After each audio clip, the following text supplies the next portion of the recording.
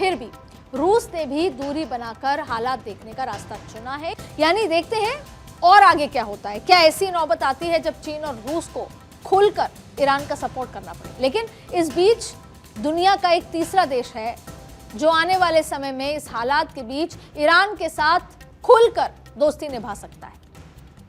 हम बात कर रहे हैं नॉर्थ कोरिया के तानाशाह किम जोंग की। हालांकि वो अभी तक सिर्फ जुबानी तौर पर ही ईरान के साथ हैं, जैसे चीन और रूस ने दिया साथ, लेकिन नॉर्थ कोरिया का रवैया दशकों से ही ईरान के साथ रहा है। क्योंकि आपको याद होगा 1980 के दशक में जब ईरान में इस्लामिक शासन आया तो उस वक्त नॉर्थ कोरिया उन देशों में शामिल था जो ईरान के साथ खड़े थे। उस दौर में नॉर्थ कोरिया ने ईरान के साथ बैलिस्टिक मिसाइल की जानकारी साझा की थी। ईरान की शहाब 3 मिसाइल नॉर्थ कोरिया की तकनीक पर आधारित है। 2020 के दौर में ईरान की मिसाइल रेंज बढ़ाने में नॉर्थ कोरिया की एक्सपर्टीज का रोल था। और अमेरिका में जब जॉर्ज बुश का शासन था तब दोनों देश एक्सिस ऑफ ईविल में शामिल भी थे, और जिससे उनके बीच बॉन्ड को और मजबूत उस समय किया गया। और यही वही नॉर्थ कोरिया है जो दुश्मन के दुश्मन को अपना दोस्त मानता है।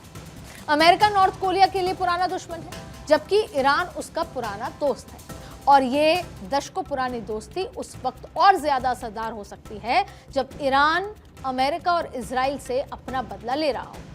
लेकिन दोस्ती की कहानी दूसरी तरफ भी लिखी जा रही है, क्योंकि यूरोप समेत कई देश अब अमेरिका और इजराइल की तरफ से बोलते दिख रहे हैं। क्योंकि हाल ही में यूक्रेन ने ईरान के खिलाफ मोर्चा खोलते हुए जंग में मिडिल ईस्ट के उन देशों का साथ निभाने की बात कह दी जिन पर ईरान ने हमले किए। ज़ेलेंस्की का कहना है कि यूक्रेन पर भी शाहेद ड्रोन से बार बार हमले किए जा रहे हैं, जिसका इस्तेमाल रूस ने भी यूक्रेन के खिलाफ किया।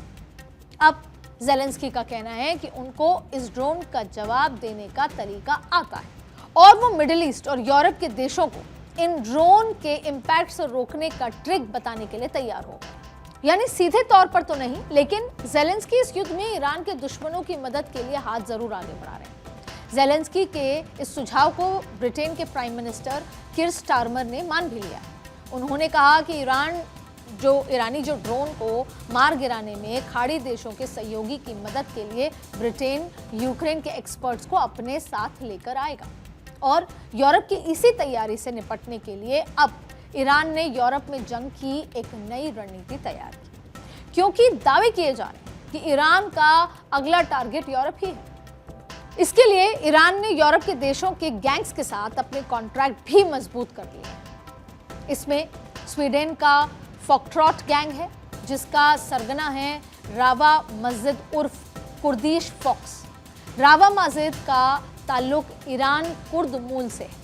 दावा है कि गैंग्स के टॉप सदस्य सीधे IRGC अधिकारियों के संपर्क में। इसके अलावा जर्मनी के जो हेल्स एंजलेस गैंग है वो भी IRGC के अधिकारियों के साथ सीधे संपर्क में, और इस गैंग का प्रभाव यूरोप के 25 से ज्यादा देशों में माना जाता है।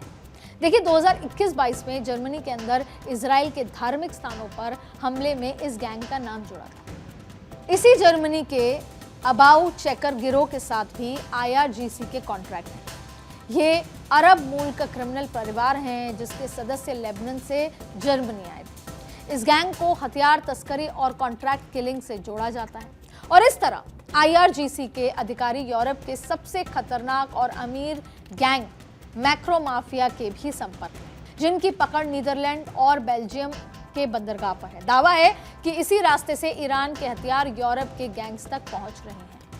यानी यूरोप को ईरान अंदर से तोड़ रहा है, और अब ये जंग उस मोड़ पर आ रही है जो आने वाले दिनों में नए वर्ल्ड ऑर्डर की तस्वीर तैयार कर सकती है। ईरान हार मानने को तैयार नहीं, और डोनाल्ड ट्रंप के बयानों से कहीं ना कहीं ये आशंका गहराने लगी है कि ट्रंप अब इस जंग को बीच में छोड़कर रफू चक्कर होने के फिराक में तो नहीं। ट्रंप को शायद ये उम्मीद रही होगी कि खामेनाई को मारकर वो ईरान का हौसला तोड़ दे, लेकिन खामेनाई के बेटे ने पिता की विरासत संभालने के साथ ही दो टूक कह दिया कि वो आखिरी दम तक लड़े। मतलब साफ है कि स्ट्रेट ऑफ हॉर्मुज अभी बंद रहेगा या उसकी आवाजाही गड़बड़ाएगी। और इसका मतलब यह है कि दुनिया में तेल और गैस की कीमतें और ज्यादा बढ़ेंगी और पूरी दुनिया की अर्थव्यवस्था डगमगा जाएगी। लेकिन इसका फायदा होगा चीन और अमेरिका। अमेरिका जहां तेल पर नजरें गड़ाए बैठा है, वहीं चीन अपने हित साधने की तैयारी कर रहा है।